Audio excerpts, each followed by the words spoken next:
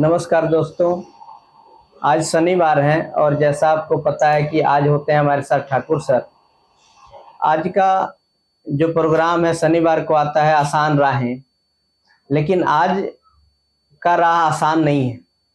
आज जो विषय हमने लिया है बहुत ही गंभीर विषय है और बहुत ही जिम्मेदारी से हम लोग आज ये टॉपिक करेंगे। आपके हर सवाल, हमारे सवाल और सामाजिक जो भी सवाल पहलू इस पे आएंगे उस पे ठाकुर सर विस्तार से जवाब देंगे। तो गंभीर विषय जिस तरह से है उस तरह आप सुने, पूरे वीडियो को देखें। आज का विषय हमने चुना है महिला शोषण पे, क्योंकि ये बहुत बड़ा मुद्दा समाज के लिए, हमारे देश के लिए बनता जा रहा है। जैसे आप न्यूज़पेपर, टीवी चैनल, मतलब कई माध्यमों से आप देखते होंगे, व्हाट्सएप, फेसबुक, ये छाया हुआ है। कई घटनाएं लगातार हुई।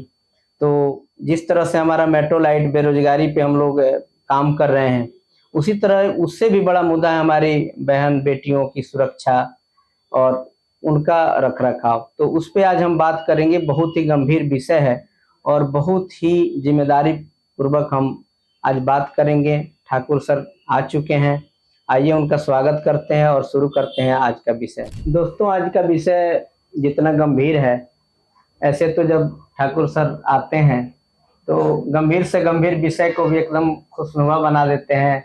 और इसके पहले आपने जो भी वीडियो देखा है बड़े मजेदार माहौल में हमने किया है, लेकिन आज का जो विषय है हो सकता है सर भी थोड़े गंभीर हो जाएं और गंभीर विषय है।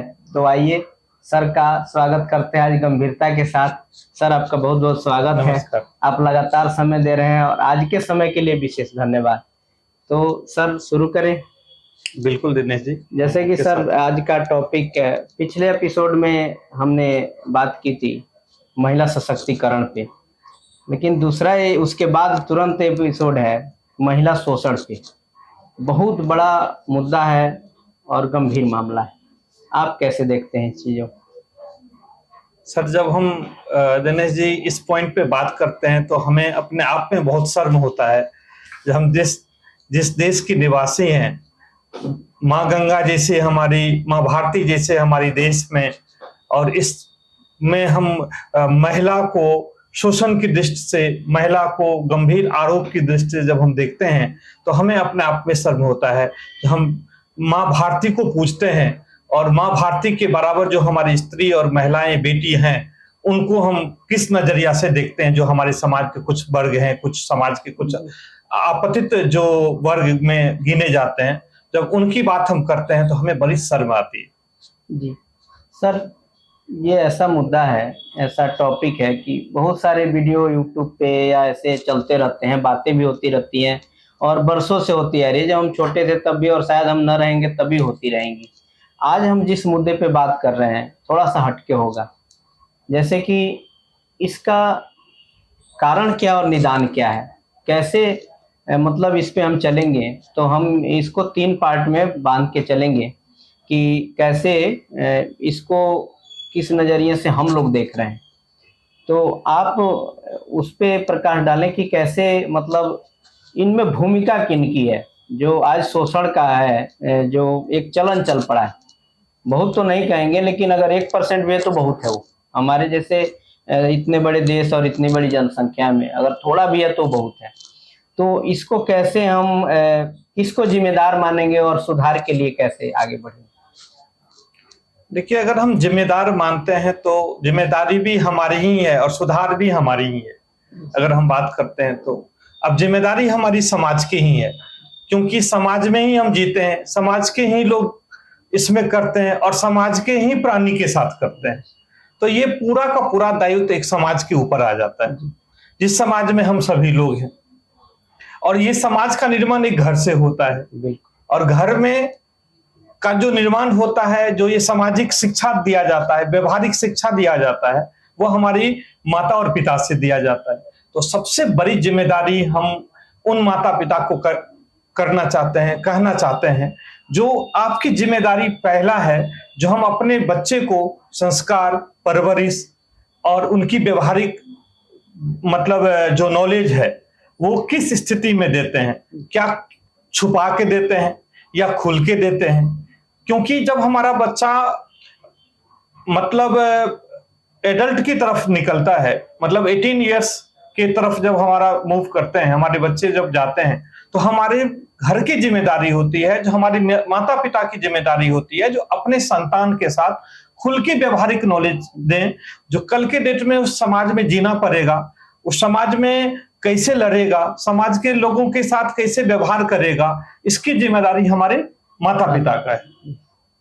तो फर्स्ट जिम्मेदारी जो होती है वो हमारी माता पिता का है। खास की जो हमारे भारतवर्ष में जो लड़कियां हैं, उनकी जो शोषण की बात जब हम आते हैं, तो अगर हम बैक हिस्ट्री से देखते हैं तो दिल्ली के निर्भया कांड से लेके आज कोलकाता तक की स्थिति जब हम देखते हैं तो हमें शर्म आती। ऐसा क्यों होता है? ऐसा इसलिए होता है कि जितना जिम्मेदार हमारा लड़का है उतना ही जिम्मेदारी हमारी लड़की है। हमें तो लड़का जो लगता है दिनेश जी, जो लड़की से ज्यादा हमें शिक्षा लड़का को देना चाहिए, जहां तक मुझे लगता है। ऐसा क्या उस लड़का में ऐसा सामाजिक क्या उनको नॉलेज नहीं है जो इस तरह के कांड कर देते हैं हमारी बेटी हमारी बहन के साथ? आखिर उनकी शिक्षा में, उनकी परवरिश में क्या कमी रह गई उनके माँ बाप को, या उनकी जो शिक्षा, बाहरी शिक्षा, अगर उनको गलत शिक्षा संगत में पड़े तो उसमें कंट्रोल क्यों नहीं हुआ उसके फैमिली मेंबर को, उनके समाज को? जो आज के डेट में वो वर्ग जो मेल पर्सन है, खास के हम सबसे ज्यादा जिम्मेदार हम मेल पर्सन को देते हैं, जो वो ऐसा क्यों सोचते हैं, ऐसा क्यों करते हैं? क्या वो अपनी बहन के साथ कर सकते हैं? क्या वो अपनी बेटी के साथ कर सकते हैं? क्योंकि किसी की भी बेटी, किसी की भी बहन, बात तो वही है। जैसे हमारी बहन हमारी बेटी है, उसी तरह से दूसरी की बहन और बेटी है। हमें समाज एक व्यवस्था में बनाया है दिनेश जी, हम व्यवस्था के ही हिसाब से चले तो ज्यादा बेटर है। क्योंकि एक स्त्री बेटी भी है, बहन भी है, पति भी है, सॉरी पत्नी भी है, एक स्त्री वाइफ भी है, एक माँ भी है, कई रूप है। मतलब उनकी जब हम रूप की बात करते हैं तो एक ही स्त्री का रूप अलग अलग जगह पे अलग अलग प्रकार के शो होते हैं। तो जो हमारी सामाजिक स्थिति में जो वातावरण बन गया है उसमें हमारा सबसे ज्यादा मेल पर्सन का जिम्मेदारी है, जो हम इस समाज का निर्माण कैसे कर रहे हैं। तो हम माता पिता को ये कहना चाहते हैं, जो भी हमारे माता पिता सुन रहे हैं हमारे भारतवर्ष के अंदर में, उनसे एक रिक्वेस्ट है, विनती है, जब आपने बच्चे को, मेल पर्सन हो या फीमेल पर्सन हो, दोनों को अच्छी शिक्षा दीजिए। शिक्षा के साथ साथ व्यवहारिक नॉलेज जरूर दीजिए। मतलब कहां पे गलत और कहां पे सही है उसको दिमाग में बच्चा से देना जरूरी है। जब वो एडल्ट के कंडीशन में आते हैं तो उनको खुल के नॉलेज दीजिए, उनके खुल के उनसे बातचीत कीजिए, घर में बैठ के उनसे फ्रेंडली बातचीत कीजिए। क्योंकि मैं जहां तक समझता हूं दिनेश जी, जो हमारे घर के जो परवरिश होता है हमारी बेटी को, वो तो माँ बाप दे देते हैं अच्छे से, लेकिन हमारी बेटी जब घर से बाहर निकलते हैं तो उनको क्या किया जाता है, जो जब दूसरे समाज में जाते हैं, जब एजुकेशन के लिए या कहीं वर्क के लिए जब दूसरे शहर में जाते हैं, तो अपने माँ बाप से जब छूटते हैं तो उसको प्रोटेक्शन के लिए कोई ना कोई खड़ा हो जाता है। तो वो हमारी बेटी क्या समझती है, जो हमारा प्रोटेक्शन कर रहा है? नहीं, वो आपका प्रोटेक्शन नहीं कर रहा है, वो शोषण करने का एक मतलब स्टार्टअप कर दिया है, आपका शोषण करेगा वो आज न कल। अगर कोई आगे बढ़ के आपको प्रोटेक्ट कर रहा है तो डरना चाहिए हमारी बेटी को। हमारी बेटी काफी है, इनफ है। जिस तरह से लड़का उस तरह से लड़की है, अपना प्रोटेक्शन खुद कर सकती है। नहीं के लिए तो सरकार है, पुलिस है, पुलिस को एक कंप्लेन में उसकी मतलब सारी स्थिति को मतलब समझा जा सकता है। तो उसको डरना नहीं चाहिए। अगर कोई पर्सन आपके लाइफ में आके आपको प्रोटेक्ट कर रहा है तो आज वो प्रोटेक्ट कर रहा है, कल वो डिमांड करेगा।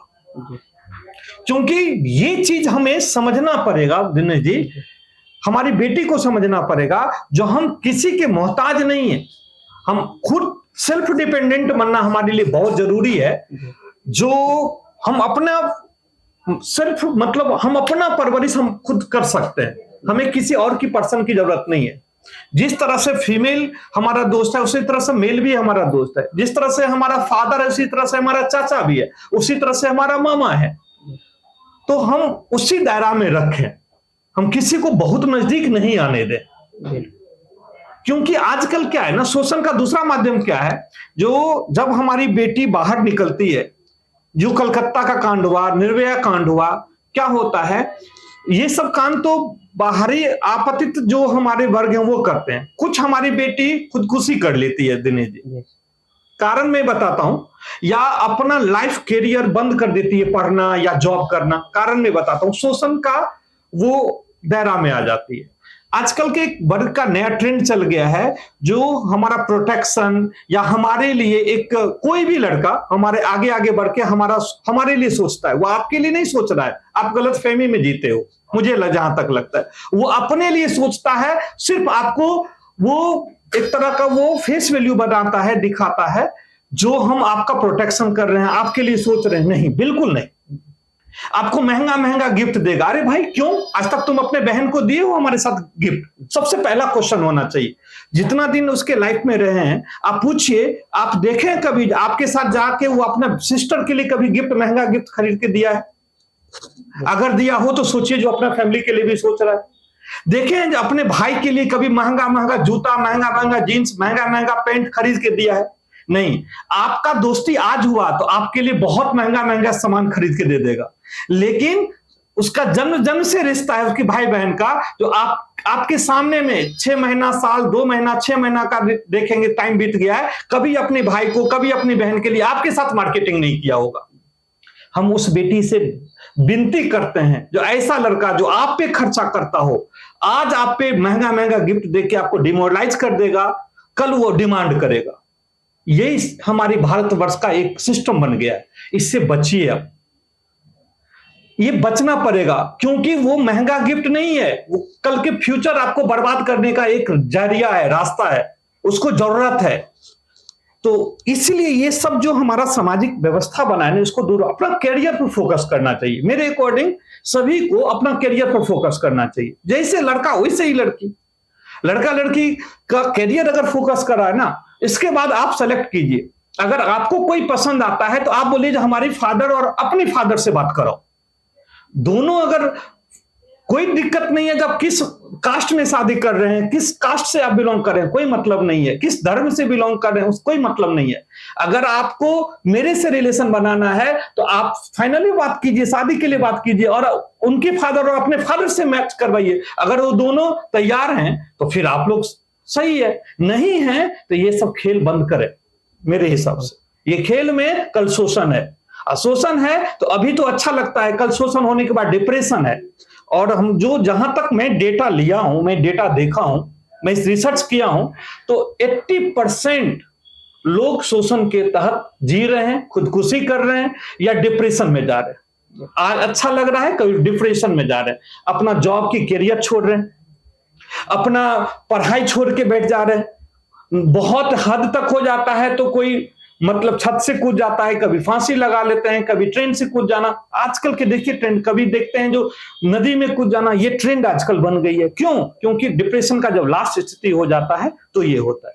तो हम सभी से ये रिक्वेस्ट हर बेटी से करना चाहते हैं और हर माता पिता से करना चाहते हैं, जो आप लोग इस शिक्षा पर, व्यवहारिक जो शिक्षा होती है, एजुकेशन शिक्षा वो अपना आप में ले लेगी, लेकिन व्यवहारिक शिक्षा हमारे घर में देना पड़ता है, उसको आप दीजिए। सही और गलत का पहचान दीजिए, उसको दीजिए। जब बाहर निकले या घर में ही अगर क्या सही है, क्यों हमें कोई प्रोटेक्ट कर रहा है, क्यों हमें महंगा गिफ्ट दे रहा है, इस सब से बचिए, क्योंकि नहीं तो कल आप इस डिप्रेशन में आप भी आएंगे। मेरा ये मानना है। तो सर ये मान के चले कि जो ये दिखावे की दोस्ती है, गिफ्ट के सहारे या तरह तरह की लालच देके, ये भी इसमें शोषण का जरिया आगे जाके बन जाता है और लोग फंसते जाते हैं कि बाद में निकलने का रास्ता ही नहीं मिलता। बिल्कुल, बहुत बड़ा ये स्कीम चल रहा है, आप पता नहीं चल रहा है, खुद से देखिए ना, ये स्कीम है।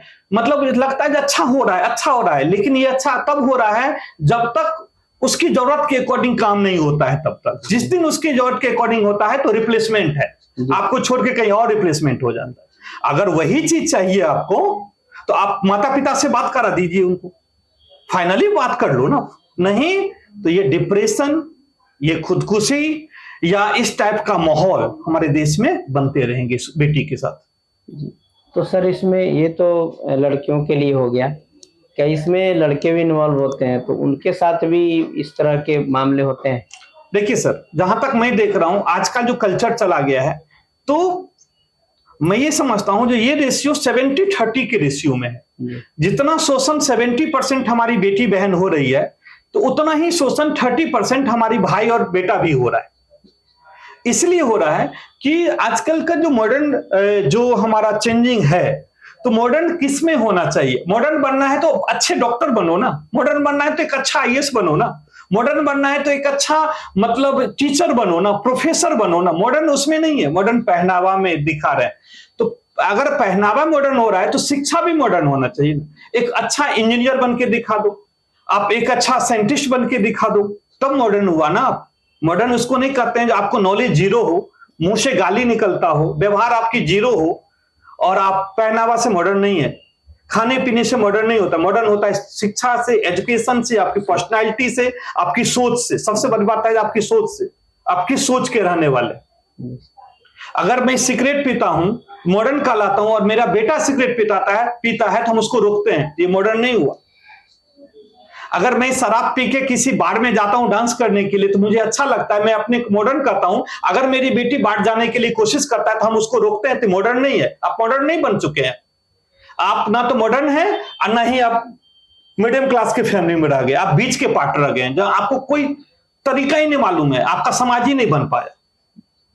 तो एक्चुअल जो है ना, मॉडर्न ही बनना है तो उस लेवल पे दिखाए ना किसी को भी, नहीं तो ये तो दिखावा का दुनिया है। तो 30% लड़का भी शोषण में है और 70% लड़की शोषण में है। सर ये तो हो गया कि ये अपने मन से लोग करते हैं, दोस्ती टाइप हो गया, जैसे मतलब वो खुद ही इस जाल में आ जाते हैं, जाने अनजाने में। जाल में आते हैं, दिनेश यहाँ पे रोकते हैं, जाल में आते हैं, नहीं तो जाल में लगाया जाता है। जी, क्या होता है, एक सोच देखिएगा, जो लड़की को हम लोग मतलब जानबूझ के ऐसा कर देते हैं, जो आप जैसे कि आप मेट्रो में आप जाते होंगे, दिल्ली के अंदर में मेट्रो में जाते होंगे, तो लड़की को देखते हैं उठ जाता है कि आप बैठ जाइए। क्यों भाई? वो भी आप खड़ा हो सकते हो, वो भी खड़ा रह सकती है। मतलब उसके सोच में डाल देते हैं कि तुम बैठ जाओ, मतलब तुमको बैठना जरूरी है। अरे भाई नहीं, जितना तुम बैठ सकते हो, आप भी यंग हो, वो भी यंग है, जितना आप ढो सकते हो उतना भी ढो सकता है, जितना आपका मेंटालिटी है उसका भी मेंटालिटी है। तो हम सीट क्यों छोड़ेंगे? आप उसको अपना सीट क्यों ऑफर करते हैं? आपके दिमाग में बैठ चुका है ये कमजोर है। और मैं समझता हूं हमारी बेटी कमजोर नहीं है, हम कमजोर बना रहे हैं। हमें ये कहना चाहता हूं, हमारा ये सोच है। अगर हम बैठे हुए तो हम बैठे रहे, हमारी बेटी की जरूरत नहीं है। आप वो बेटी खड़ा होके भी अपना ट्रेवल कर सकती है, लेकिन हमारा समाज क्या कहता है, हाँ आप बैठ जाओ। क्यों सीट ऑफर कर रहे हैं भाई? क्या कमजोर है वो? नहीं, आपसे कमजोर नहीं है, हम कमजोर बना रहे हैं। अच्छा बनने का एक दिखावा भी हो गया। बिल्कुल, यही स्टार्टिंग है, और यहीं से बिल्कुल यही कमजोरी पॉइंट। और हमारी बेटी के यहीं से शिक्षा लेना चाहिए, नहीं भैया बैठे रहो, हम सही है। हाँ, जो नया अभी शुरू में आसान करेगा वो धीरे धीरे यही तो होता है ना। मैंने क्या कहा, आपको प्रोटेक्ट करेगा, आपके लिए लड़ेगा, फिर आपको आपके सोच के अकॉर्डिंग बात करेगा, आपसे मतलब लगेगा जो हमारी दुनिया में इससे अच्छा हमारा कोई है ही नहीं, हर बात से सहमत होगा। पॉसिबल नहीं है ना। आप फैमिली में देखिए, आप बहन को सबसे ज्यादा प्यार करते हैं, सब बात से सहमत है। आप मम्मी, सबसे ज्यादा लोग मम्मी से प्यार करती है, क्या मम्मी की हर बात से आप सहमत हैं? तो फिर उस लड़की की हर बात से क्यों सहमत है? इसका मतलब जब 100% कोई सहमत हो, उसके नकारात्मक में भी सहमत हो, तो वो डर मानना चाहिए मेरे अकॉर्डिंग। अगर उसको आप गुस्सा नहीं दिखा रहे हैं, आप ये गलत कर रहे हैं। अगर आप उसको ज्यादा प्रोटेक्ट कर रहे हैं, आप मम्मी को 100% प्रोटेक्ट करते हैं? नहीं करते, आप छोड़ देते हैं, अरे तुम कर लो ना मम्मी, मैं जा रहा हूं, और दूसरे के लिए इतना टाइम निकाल देते हैं। इसका मतलब है हमारा से गलत जगह पे जा रहे हैं। तो आज का जो दौर है ना, ये चीज हमें आगे बढ़ना है। यही चीज अब फॉरेन में नहीं है। फॉरेन में बिल्कुल क्यों हो रहा है सब कम घटना? क्योंकि वहां पर इक्वल है तो रियल में इक्वल है। वहां पे रियल में इक्वल है। वहां पे लड़का जितना कमाता है लड़की भी उतना कमाता है। अगर लड़का कोई गिफ्ट देता है तो लड़की भी कोई गिफ्ट देता है। जितना खरा लड़का रहता है उतना खरा, मतलब उसको प्रोटेक्शन नहीं चाहिए किसी का, तो फिर बराबर है वहां पे। लेकिन निर्भरता नहीं चाहिए। प्रोटेक्शन तो अलग बात हो गई। हाँ। वो निर्भर बना के और फिर चीजों को अपने अनुसार बना दे। कई बार तो इसमें मारपीट भी होती है सर, खूब हो जाती है, मारपीट कर लेते हैं वो लोग। यही आप वही तो, मैं ज्यादा डीप में नहीं जाना चाहूंगा, मैं तो बहुत खुल के बात किया हूँ, अपनी बेटी के लिए बात किया हूँ, अपने बहन के लिए बात किया हूँ, अपने माता पिता के लिए बात किया हूँ। जो हमारा देश में इस पॉइंट पर अगर सोचा जाए, स्ट्रांग बनाया जाए, उसको सोचने के लिए मजबूर किया जाए, तो कल की घटना रुक सकती है। कल लोग डिप्रेशन में कम जाएंगे, लोग सुसाइड कम करेंगे। दूसरा मतलब खुद सेल्फ डिपेंडेंट अगर स्ट्रांग बनेंगे तो खुद दूसरा आपको डरेगा आपसे। तो ये चीज जरूरी है समाज में निर्माण के लिए। तो अच्छा समाज स्ट्रांग बने, नहीं कि जहां भी जाए एक सहारे बाहरी सहारा न ले। एक पहले देखेंगे होंगे तो पहले अपने माँ बाप को बेटी को निकालने में डर लगता था। क्यों डर लगता था? यही कारण था। और आज की जो घटना है, जो आज कलकत्ता की घटना है, कैसे लोग डॉक्टर बनाएगा अपनी बेटी को? निर्भया कांड जितना है, क्यों मतलब दिल्ली भेजेगा किसी को अगर उसको मतलब सुरक्षित महसूस नहीं होगा तो? और ये घटना क्यों हुई, इसके पीछे रीजन बताइए। गलत मानसिकता जी, समाज में बढ़ावा देना, लोगों को प्रोत्साहित करना, कहीं ना कहीं तो उसको हिम्मत बनाना। उसको डर नहीं था ना आज के डेट में, भले ही फांसी दे दे, लेकिन जब वो काम किया उससे पहले तो उसको डर नहीं था ना। उसका डर क्यों नहीं था? हमारा समाज ऐसा निर्माण क्यों हो रहा है जो उसको डर ही नहीं हो रहा है? इस पे हमें विचार करना बहुत जरूरी है और इस पॉइंट पे हमें समझना बहुत जरूरी है। सर इसमें तो जैसे आपने बताया, एक तो माँ बाप का पॉइंट, दूसरा हमारे जो लड़के और लड़की हैं, तो 3 पार्ट तो ये हो गए। चौथा एक पार्ट जो इम्पोर्टेंट पार्ट होता है सामाजिक। समाज का क्या रोल है इसमें? कैसे अगर हम चाहें समाज में इस बदलाव को लेके कैसे प्रयास किया जा सकता है कि उसमें कुछ सुधार? देखिए ठीक है धनंजय, सामाजिक में देखिए, मैं समाज के निर्माण में सामाजिक पहलू ये होना चाहिए जो जितना भी जैसे हमारे गांव लेवल पर है, समाज पे छोटे छोटे सिटी हैं, बड़े सिटी हैं, उसमें जागरूकता अभियान चलाना चाहिए हमारे हिसाब से।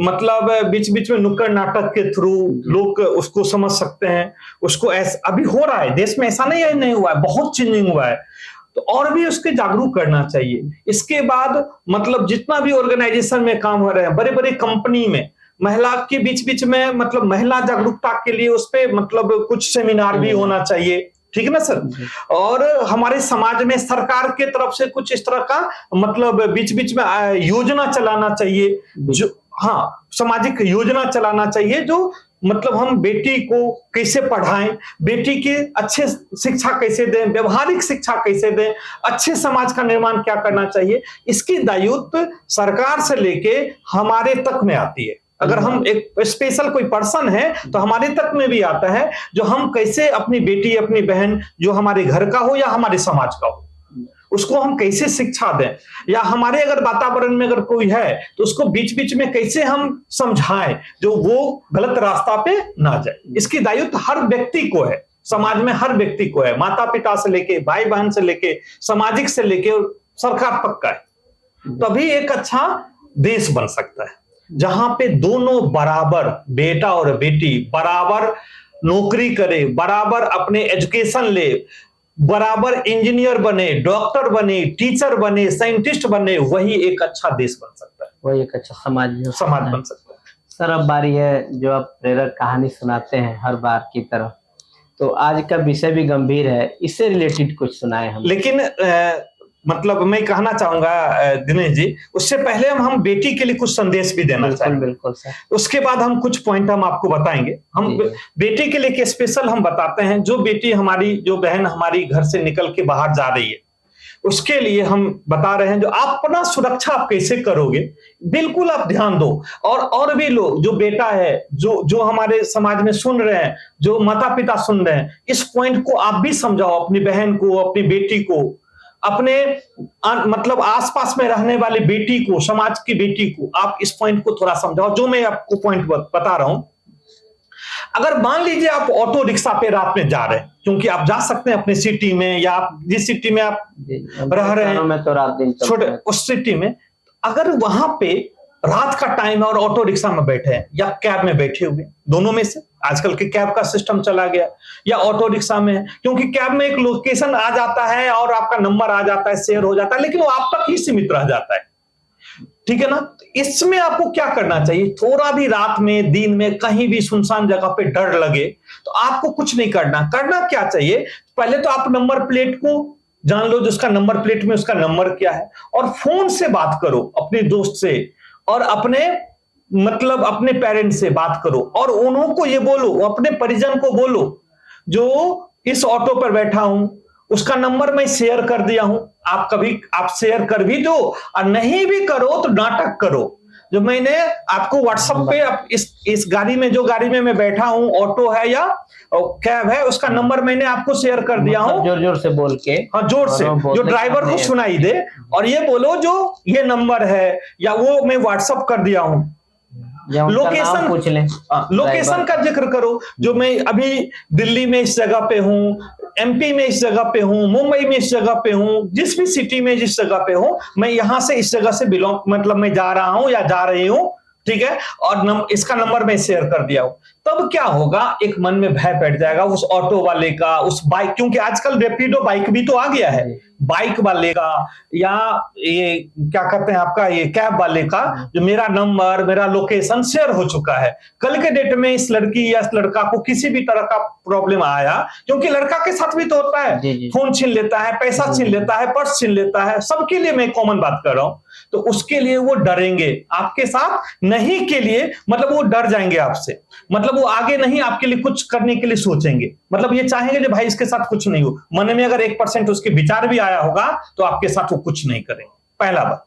दूसरी बात, यदि आपकी कोई रात में आपका पीछा करे, हो तो सकता है ना, जो आप अकेले जा रहे हो, सुनसान जगह है या लोग बिजी लाइफ रहता है और आपको लगता है कि कोई लड़की जा रहा है और उसको कोई लड़का लग रहा है जो पीछा कर रहा है, या कोई आदमी ऐसा है जो पीछा कर रहा है, या कोई लड़की ही पीछा कर सकता है आपको छीनने के लिए, कुछ भी हो सकता है।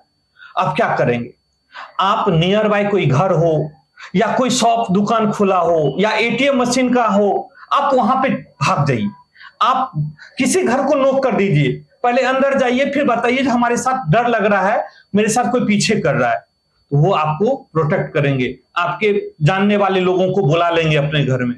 कोई शॉप है तो उसमें आप चले जाओ और आप उनसे शेयर कर दो, जो हम डर रहे हैं हमारे पीछे कोई कर रहा है, वो आपको प्रोटेक्ट करेंगे। नहीं कुछ हो तो एटीएम मशीन मिले तो एटीएम मशीन में चले जाओ, दो फायदा, या तो वहां गार्ड होगा और नहीं तो कैमरा के अंदर में आ गए, क्योंकि कोई भी कैमरा के अंदर नहीं आना चाहता है, समझ में आ रहा है ना, तो आप एटीएम मशीन के अंदर चले जाओ, तो कहीं ना कहीं भाग के अपना प्रोटेक्शन करो, तभी जाके आप मतलब आगे आप कर पाओगे। ऐसा भी तो हो सकता है ना, जो आप मान लीजिए जो कहीं कोई बिल्डिंग में जा रहे हैं, मान लीजिए आप नोएडा में रह रहे हैं, दिल्ली में रह रहे हैं, मुंबई रह रहे हैं, बेंगलोर रह रहे हैं, आपका फ्लोर है 20 फ्लोर 25 फ्लोर जा रहे हैं, पता चला जो आपको कोई पीछे कर रहा है, आपको लगता है लिफ्ट में मैं जाऊंगी या जाऊंगा तो मुझे प्रॉब्लम हो जाएगा।